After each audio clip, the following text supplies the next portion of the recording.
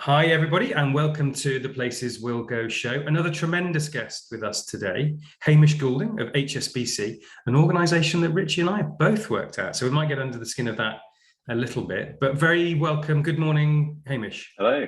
Hi, how you doing? Nice to be here. Very good. Great to have you on the show. So I'll just do a bit of a tee up for those who don't know Hamish well.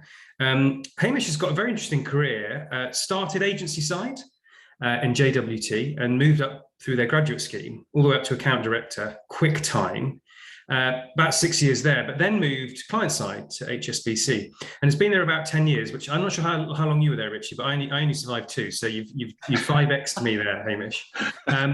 But what's interesting is Hamish has worked in a variety of global roles around marketing, brand and sponsorship in a behemoth organization with tremendous complexity. I mean, there's nothing more global than HSBC, as you know, as some of the communication would suggest, and has been involved in some amazing things. One of the things that really caught my eye, Hamish, is that you were involved in a global rebrand. I suppose literally less than a decade or about a decade out of university. So I'm sure that was fun and challenging. And of course, you know, you'd have had to have dealt with a lot of complexity of the local versus global thing. But hey, look to today. Putting purpose and values at the heart of what HSBC is doing around the world. Just signed Emma Raducanu as Global Brand Ambassador, reinvented the famous global airport campaign. You are properly at the sexy end of financial services, let's be honest. But also, I know you're a very keen learner, so we bump into each other now and again at various industry things, but I noticed that you took a certificate or a course or something in as a certified brand strategist with Scott Galloway. So interested to hear about your learning journey as well. But honestly, Hamish, fabulous to have you on. And I know that our audience will get a huge amount out from your learning and life journey. Thank you very much. I think we should quit there. That feels like just enough. Perfect information. Awesome. Well, look, Hamish, great to have you on. Let's kick off. So how are you doing? How's things? And how's the last couple of weeks, months been for you? Very hot. It's been interesting working at home during the heat wave. But no, it's been pretty good. It's been pretty intense. I'm expecting a baby, so well, I'm not. My wife is, but yeah, we're about 3 weeks away from that, and we've got a toddler. So it's we're at the business end of that 9-month process. So yeah, quite looking forward to August pat leave and getting going on that. Really. How are you going to juggle that? Are you taking a chunk of time, or is it you're going to sort of dip in and then dip straight back out again? 4 weeks, so yeah, it's a 2 weeks pat leave and 2 weeks holiday, which is about what I can muster at this point. So yeah, I did a sabbatical last time, which was quite an interesting 4 months, sort of bit later on out of the birth, which was cool actually, and gave me a bit of time to sort of reflect and reset and get my mojo back, not just for sort of life, but very much work, I think. So yeah, I definitely recommend a sabbatical. So second time round, you're a Daban, so yeah, only 4 weeks. Yeah. It wasn't a break, to be clear. It was 4 months of learning to be a father, and that was much more intense, I think, than any job would be. So I went back to work for a break in many ways. 100%. Well, tell us about the reflections then. I mean, your sabbatical. What were some of the key things that you maybe took away from those number of months? I mean, in brutal honesty, I think I probably thought, right, what next? What am I going to do? It's probably time, you know, sort of 8-9 years. And actually, I just felt incredibly grateful. I thought it was going to be the chance to run away and set up that bar or cafe in Cornwall and change my life, you know, the things you've always sort of pined to do when you're not thinking about work. And I was in Cornwall and felt incredibly grateful that I wasn't running a cafe in Cornwall. So so I felt amazingly sort of relieved actually that I was in the right job and doing the right thing in the right industry. And I came back with real sort of vavavoom for marketing, for brand and what it is we're trying to do in this industry. So yeah, it was a great chance to reset. 15-16 years into my career, I sort of saw it as my half time, got the oranges out and had a good think. And yeah, nothing puts family and children into that sort of context. So yeah, really, really good thing to do. And yeah, just gave me that chance to re-energize really. It's the phenomenon of the sabbatical is fairly rare. I remember Mediacom, I think, did a 10 and 20 years. I don't know if they still do it, but similar stories of people who, you know, had just had a time to reflect. And I suppose it's a bit of a bet for an organisation to give extended time off, but Yeah. more often than not, people came back supercharged and grateful for what they had, rather than yearning for something else. But we'll come back to the cafe in Cornwall. But let's go all the way back to the beginning. Graduate scheme at JWT. It all sounds sort of like it was very straightforward, a logical linear path. Tell us about the reality. I think the reality is it's very hard to get on these. It was very hard to get on these schemes. I think there's 1,500 applicants, they told us in our year.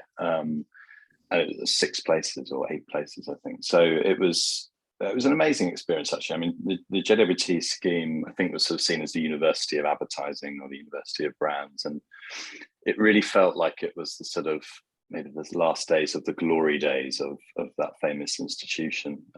That institution is older than HSBC. It's 160 odd years old. So an amazing privilege to be on that. And we had people like Jeremy Bullmore, do the sort of parts of the training and talks and mark essays for us and things like that. So it was a phenomenal experience, and also the people you meet.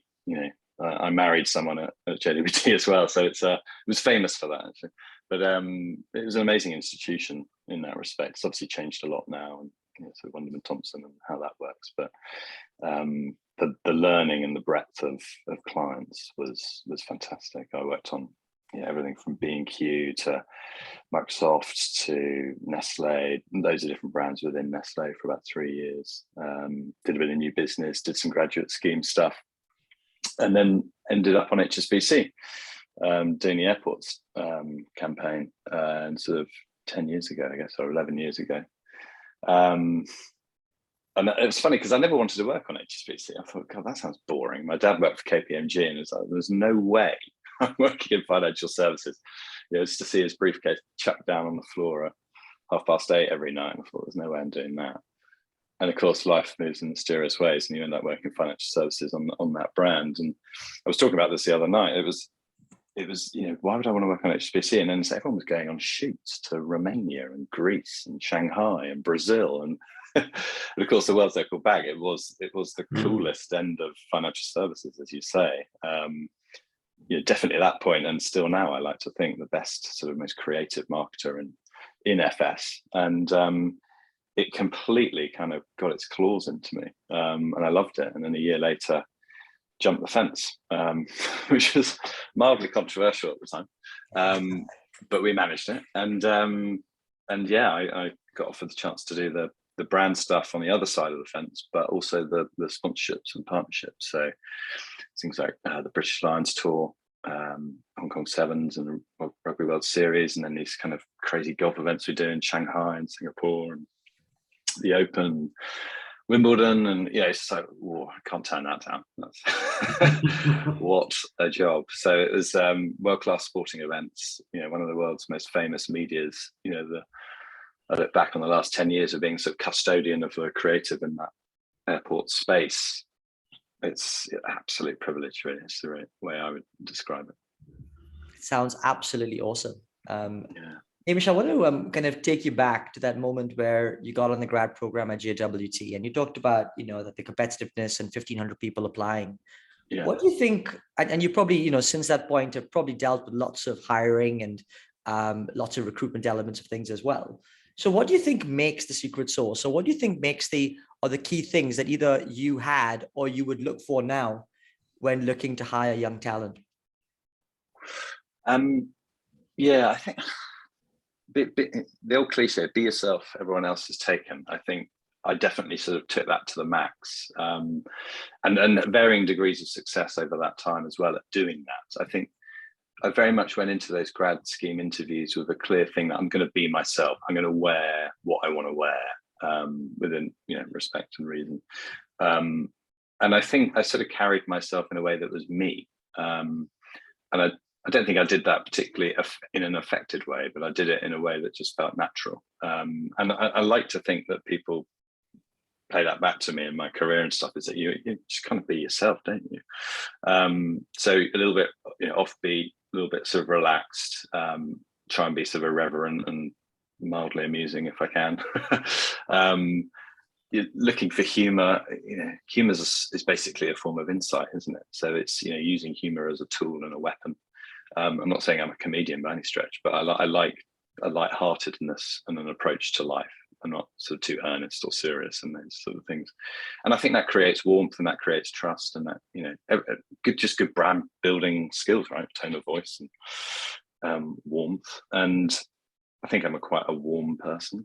And I think in those interview processes, I really did be myself, and I had fun with the process as well. I remember having a lot of fun over 2 days in these kind of mad workshops and working with complete strangers. You're actually, it was like The Apprentice, you know, you're working competitor pools. And it worked, it seemed to work. Whether there was a clerical error and somehow I got in, I don't know. But, you know, it worked. And some of those people I'm in the scheme, was in the scheme with, are godfathers to my children, some of my best friends. Yeah, wonderful times looking back on that. And play forward to the last couple of days, working with the Taylor Bennett Foundation and helping some of those people work out what they're doing. We do a kind of scheme and a program with them in comms and brand.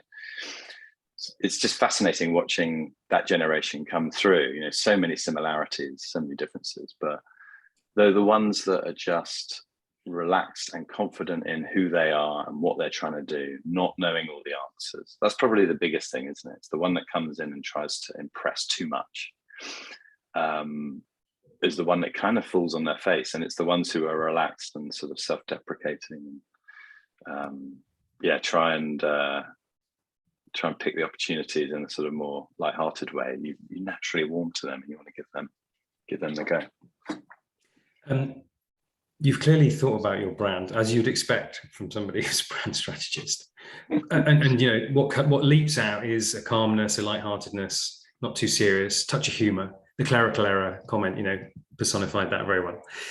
I mean, but you know, obviously business is a serious thing, and at times it's so. How do you sort of balance that? Where I suppose, and maybe particularly in HSBC, it sort of feels like quite a serious organisation. So how do you flex accordingly? Yeah, I mean that's the challenge, isn't it? It's funny, when we started at HSBC, the first sort of half of that, I always thought of the brand and the marketing team as almost like the Austin in Texas. It was this kind of creative sort of bubble that took place in this quite sort of traditional institution, and we reveled in that. You know, absolutely loved being the sort of the creative people. And in lots of companies, I think you'd be seen as the colouring in department, and that's sort of seen as a negative. We sort of almost lent into that, and were the people who could solve problems that other people couldn't. And then I sort of transitioned that into more of the brand consultancy for the business over the last 5 years, and then the brand rebrand, and where we're at now in terms of much more sort of strategic role in what I do personally. So I think, yeah, obviously I've sort of had to grow up and mature and be a bit more serious and be a bit more credible. But even sort of conversations with board members and things, it's just having a sort of honesty and yes, still an irreverence, actually, being able to sort of be warm and human. I think it's refreshing. So no, I'm not saying go out and just crack jokes and laugh a minute, because actually that would not give you the credibility or the authenticity you need. But it's the people who can spot where lightness is needed, I think, are the people who win, actually. It's fascinating. I was watching a YouTube video the other day with Trevor Noah, and how he is able to bring in those subtleties of not just humor, but even in tone of voice and the way that he breaks out, and the ability to then sort of diffuse a potential sort of hostile situation and the like. It really is quite a skill, an art and a skill at the same time. And so I can totally resonate.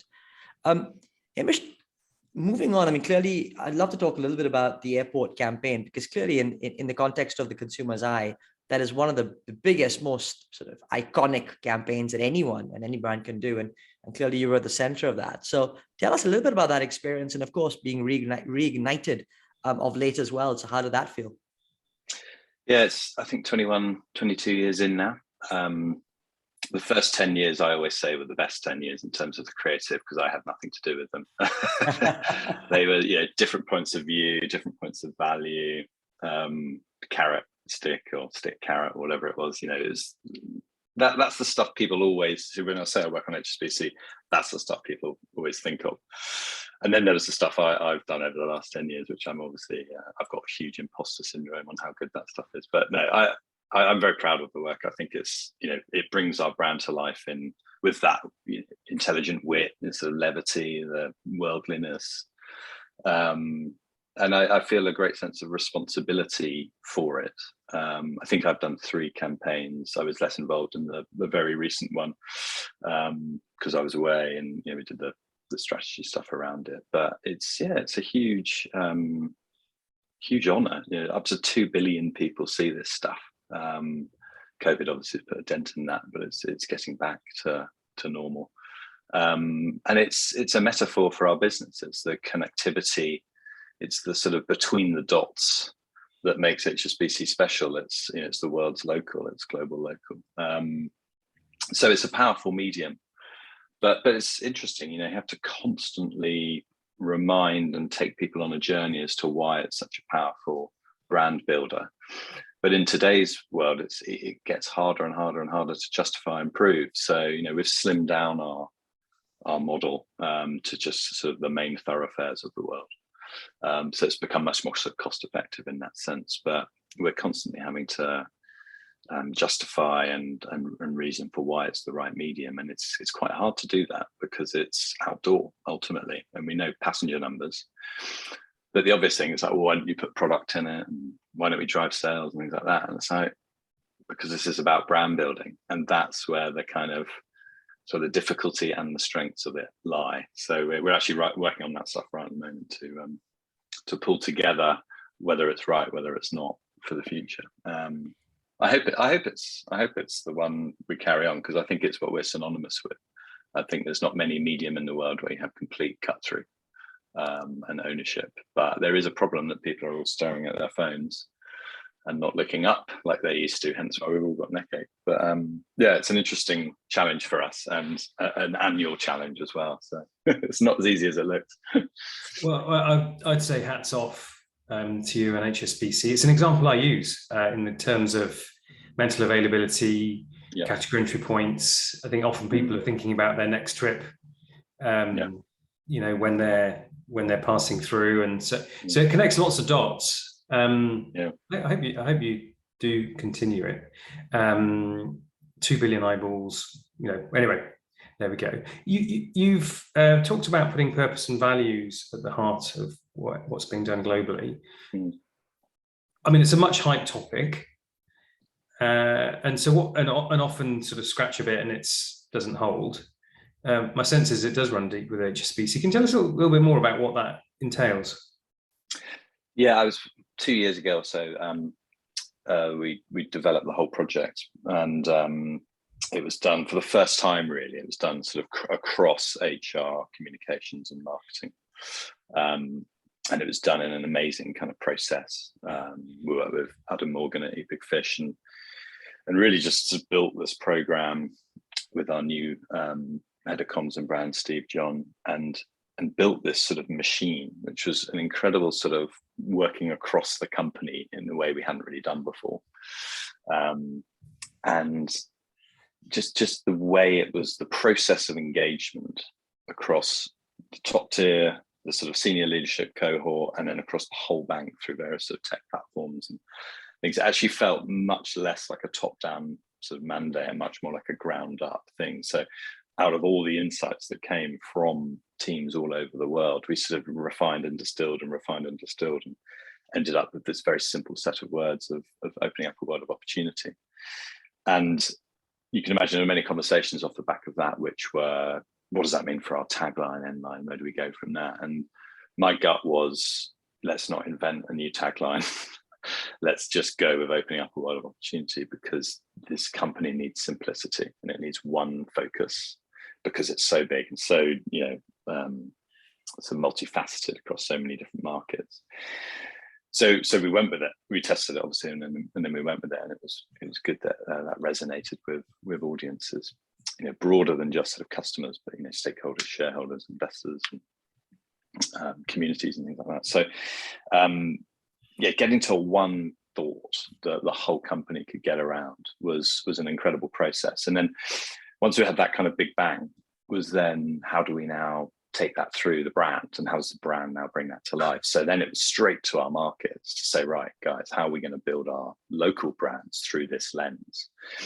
And it's back to this good old global local tension that HSBC has. And it's funny because in the organization, it's quite a tension, but it's such a secret sauce and a point of difference that I think we often forget that. And looking at our purpose and our values and how that affects our product, our service experience, our way we behave, the way we relate to our clients and our customers is sort of fundamental.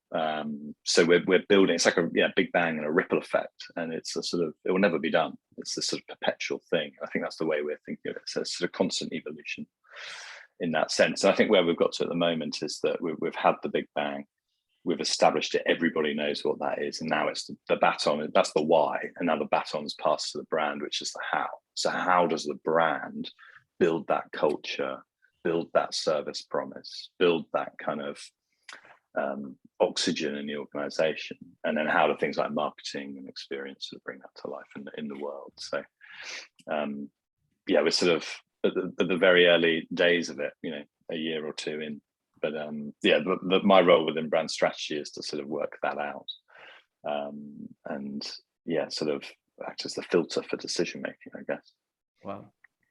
Tell you what, it sounds like quite the juxtaposition, and how you navigate that through. It's funny because myself and Mark, when we worked in the bank, we were both in the local team in the UK. Yeah. And of course, getting a slightly different perspective here is really interesting. And I'm sort of my mind's eye is going back to the good old HSBC days and thinking about how those conversations sort of played out. But I'd love to get your take on then how do you navigate sort of stakeholder interaction? Because clearly you must be a part masterful politician in many ways and trying to get through decision making across local markets. And what characteristics or what tools, techniques, thoughts that you have to be able to then disseminate a message and then try and hopefully get buy-in? What's some of those things? I've got a fairly clear sort of delineation. So I think in the first half of my time, first 5 years, it was we're going to create the best work ourselves and everyone else will kind of run it.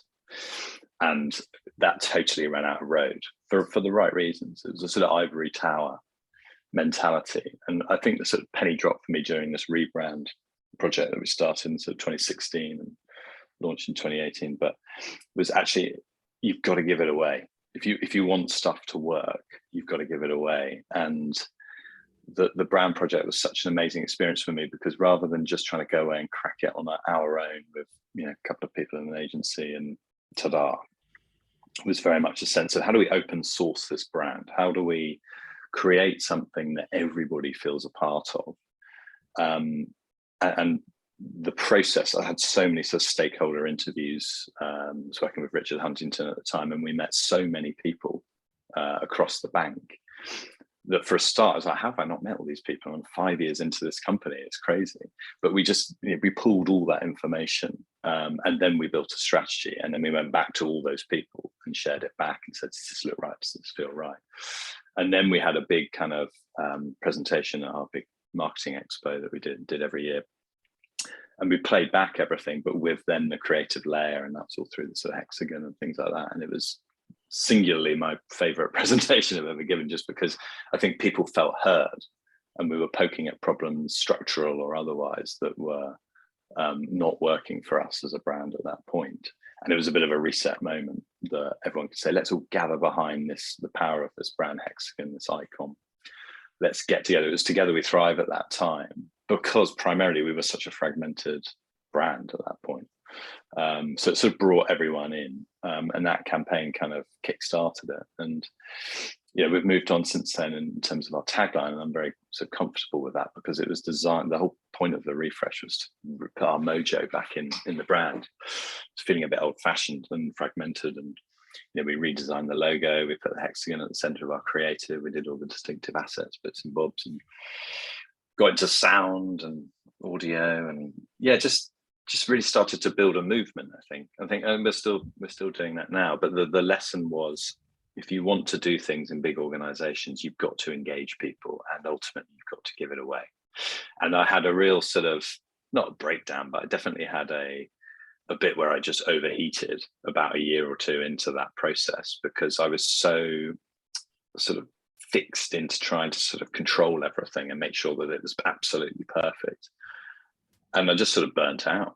And I think the realization was, what I'd learned on that process, I need to take forward and keep pushing that thinking out. So yeah, if you want to succeed in brand building, you've got to give other people the chance to build it within a framework, but ultimately give them a chance. And actually now I feel immense pride looking at all these different people all over the world now, kind of bringing about their work and sharing about their work on stuff. And you think, wow, we started that. That was quite a thing we started.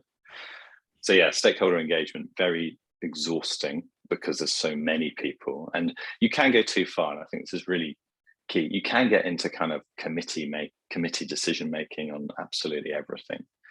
And actually you grind to a sort of horrible halt at that point as well. So you need to know when you engage people, when you give it away, and then when you've got to just do some work yourself and then go back. And that's the sort of in-out process, I think, that takes a lot of effort, but gets you there. It's a lovely story arc, what you just described. And not least in fact that stakeholder management is exhausting, because it's unpredictable and sometimes unproductive. And so, you've got to preserve your energy through that. So that's great insights. That I want to move the conversation towards being a strategist. So lots of people listening to this will be on apprenticeships or graduate schemes, or contemplating them, or thinking about pivoting their careers in marketing. And you mentioned Richard Huntington, another great strategist. So what does it take for people who are sort of relatively unaware? What does it take to be a great strategist? Let me know when you know. I do feel like a bit of a fraud, because I started as an account man, was pretty all right at that, but yeah, sort of grew through the marketing lens, and then heavily sort of creative focused, and then through the rebrand process realized I was getting much more strategic and actually caring more about the strategy. So that was an interesting sort of evolution, but I think, I probably am way more strategic than I think I am.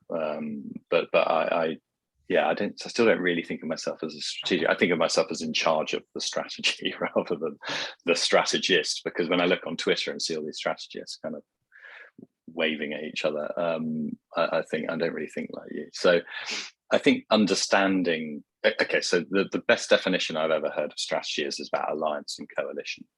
And Adam Morgan told me that, which is from a book on military history, which I won't profess to say I've read. It's about the size of a brick. But I love the idea that it's about alliance and coalition, because it's about collaboration in modern language. It's about growing audiences by the company you keep. And I think there's such a simple way of thinking about strategies, like who do we want to go after, and how do we get there, and who are the best people to take us with us to give us access to that. And the modern version of strategy is the sort of Spotify thing where artists are just collaborators. You walked past the Calvin Harris album launch poster the other day, and in the old days, album launches were pictures of a moody landscape and someone's name on it and the name of the album, which didn't really mean much. Now the album launch says Calvin Harris and just a list of artists who he's collaborating with. So it's Dua Lipa, Lady Gaga, whoever. And that's the definition of strategy. How to build your brand in 2022 is by aligning yourself and collaborating with all those different audiences. Think about Coldplay on there, whoever. Just think all those artists have all those millions of different audiences. Ed Sheeran is the god of this. Every single song is collaboration with someone completely tangential to his sphere. So he's building audiences minute by minute with all those different artists. So I think that's the basis of strategy, from like military history to Ed Sheeran and Calvin Harris. That's how you build things. So I think of strategy as like, what do we need to do, and then how are we going to get there, and who do we need to get on board in order to build out that objective and that strategy and those audiences that then come with it. And that's the spirit of partnerships. That's the reason why we invest in the partnerships we do, and so on. That is a great answer. I don't know. I feel like I was rambling. To military history to Ed Sheeran. You joined the dots very well then. Here's something I found on the web. Oh, According to NJ, Gov. Alexa or someone. must be. There we are. You've inspired her as well. Yeah, that's good. No, but I completely agree with Mark right there. I think even just the thought of audiences and how you then, how you're able to then expand through that is absolutely key and really insightful. I mean, I never thought of it like that. And actually, it just goes to show that in today's world, it feels that distribution trumps product in many senses, and how we're able to get through. But I want to ask maybe a slightly related question around personal brand, because in a world where you're dealing with brands at a corporate level, I can kind of get the logic. But have you thought around in the context of how do you then enhance your own personal brand or the personal brands of others? Is there any insight you can bear in that area? I'm very torn on all this. I hate the phrase personal brand because it screams of authenticity, which I hate the word as well, because that doth protest too much. It's like saying, well, if you're not being authentic, then what are you? Just a sort of, you're an avatar. It comes down to truth and back to that thing of like, be yourself. And as I was talking about the grad thing, I don't think I was really thinking about it. I think I just wanted to be who I wanted to be. So that is kind of my slightly cynic's view. And I don't like the kind of LinkedIn culture of constantly chiming away about what you're thinking or what you're eating. So turning it into Facebook, I just sort of think just don't. But then on the other hand, I understand the realities of the way the world works now. And if I have one regret from my career, it's probably I haven't put myself out there more. Because I don't like the sound of my own voice and recorded, and I will probably not watch this or listen to this back. But it's really difficult to sort of exist in today's world without having more of that sort of personal brand thing and putting yourself out there. And it's back to that sort of clash between cynic and optimist. But I think every time I've sort of said, I'm going to be a yes man for a bit. So go to that dinner, go to that talk, go to that keynote, go to that webinar. I never regret it. And I always wish I sort of done more. And it was a good example, it was a talk about cryptos and Web3. I thought, oh, no, I can't face that. And then I was like, no, go, actually, because you'll get to hang out with people you like, but also you'll learn some stuff that's actually important to your career. So go. And then I met you guys again. And here we are. Talking about myself, what could be better? Raoul Powell was very good. Actually, talking with him this afternoon as the follow-up. No way. Well done. Very good. Well, do you know, Richie? So this is a scoop, isn't it? Because Hamish doesn't put himself out there so much. So, but what I would say, Hamish, is you sort of said, well, who am I to? Well, equally, who are you not to? And I think you have quite a bit of headroom to put yourself out a bit more there with your thinking. If only to help others. It's not just a selfish thing, it's also a selfless thing. But anyway, enough of my point of view on that. Let's talk a little bit about leadership. So as you've grown in your career, you'll be leading bigger teams as time goes by. So this is sort of slightly double-headed question. So how would you describe yourself as a leader, and what would be the pros and cons of working for you? Oof. Do you want the honest start? Yeah, you want the honest answer. Somewhere between David Brent and Alan Partridge, probably. That's actually more of my own aspiration, but that's the goal. Yeah, that's the goal. I went to Strategist, which was his Alan Partridge's sort of big conference at the O2, which is just surreal, but very amusing. But anyway, segue. I have a sort of thing of he who cares is how I sort of phrase my own sort of engine. And it's built off Only Fools and Horses with He Who Dares, and that famous scene where he falls over the bar. But I do think I like to think I care, about the work and about the organization and the team and all that kind of stuff. And sometimes I care too much and it doesn't end well, and you overthink things and all that. But I think if you have a general basis of caring, I think that spreads. And I learned that from my boss, Andrea Newman, over the last sort of 8 years, or previous 8 years. She seemed to care about it more than anyone else, and very much instilled that kind of belief and caring in the work I do now. And I think, I've always worked in very small teams, actually. I've only had sort of 1 or 2 or 3 people in my team. But I hope they would all think that we cared more or the most or enough. And where I worked with much bigger teams was with my agency partners, and I think we really cared.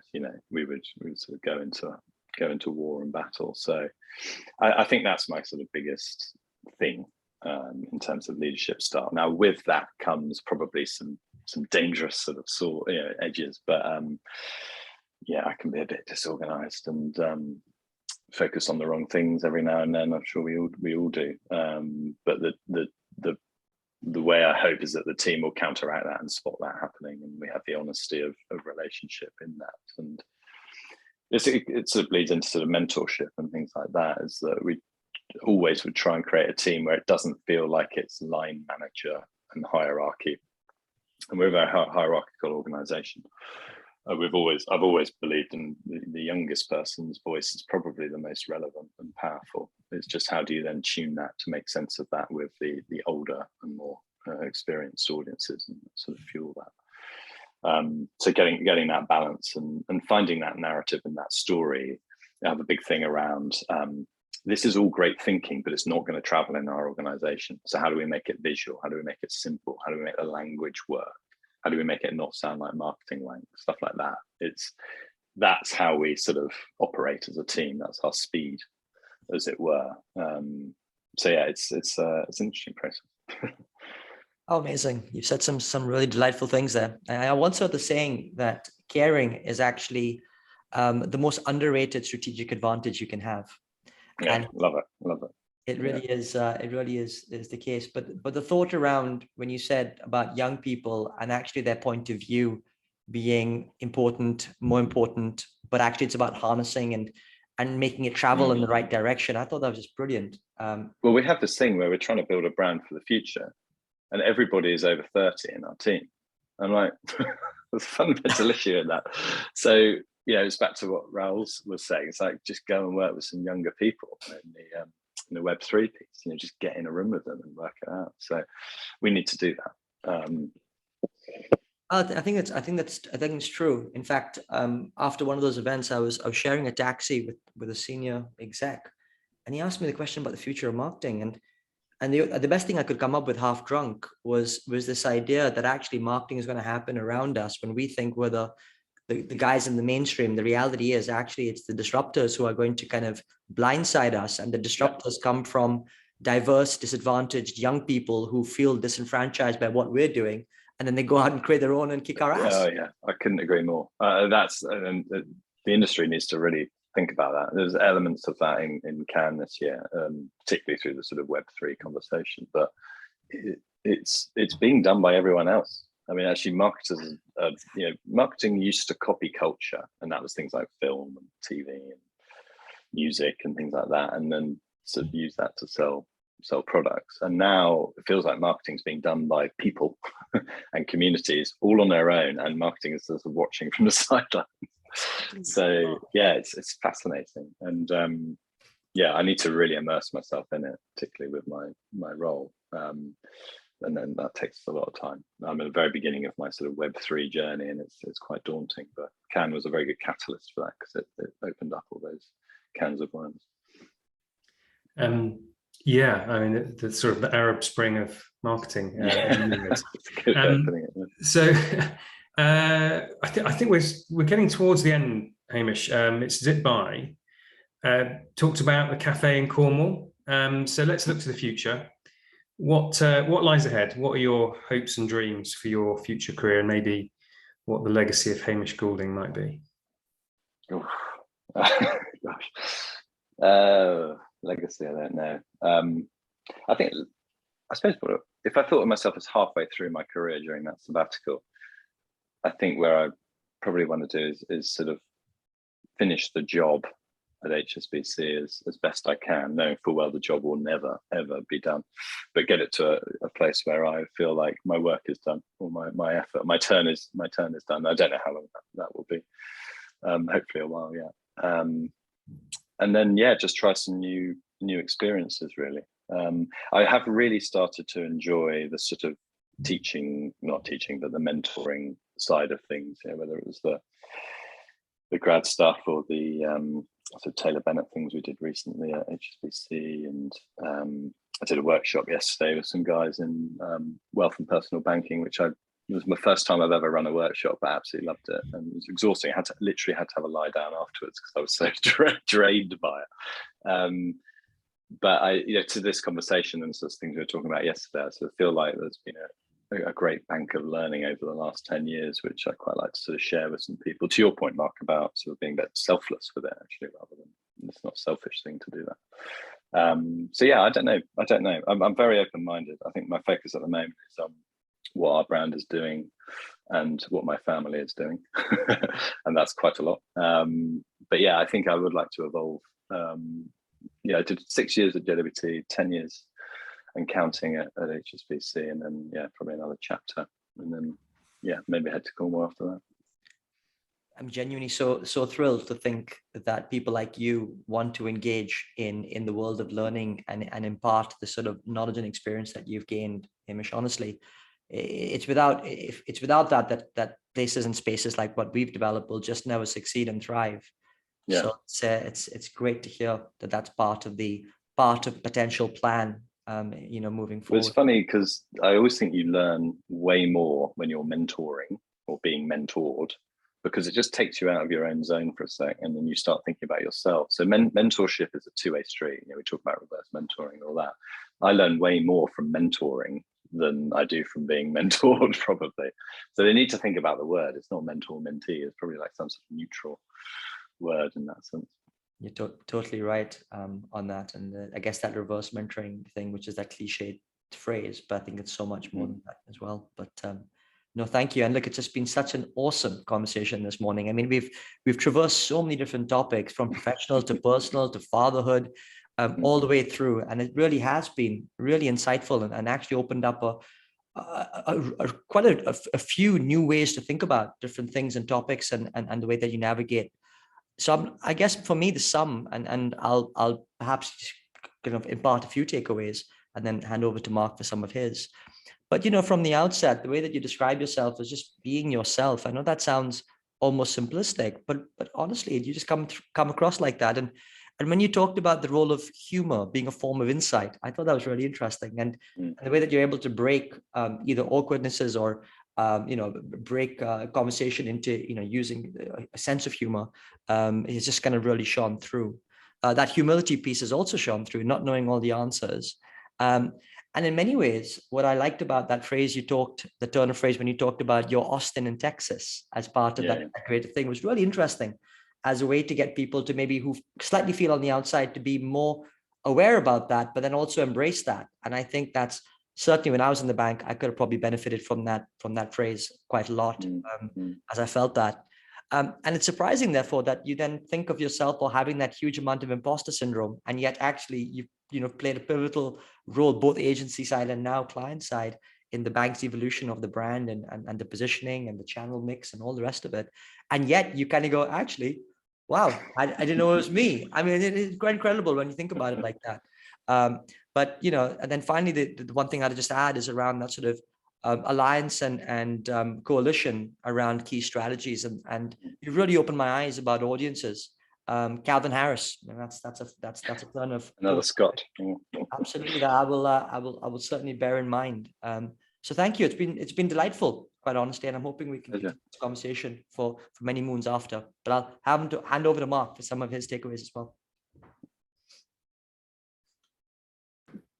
Good job, Richie. I mean, you've covered most of the hotspots, but just to build a bit, I mean, you are quite understated and have a lot of humility, but also lightness of touch. You talked about the privilege of being part of JWT's glory days, you know, the world moves in mysterious ways, which sort of makes it sound like you didn't have to work really hard for everything you've done, and the privilege of being at HSBC. So there's an understatedness there, which I personally quite like. But yeah, be yourself, everyone is taken. Lovely line.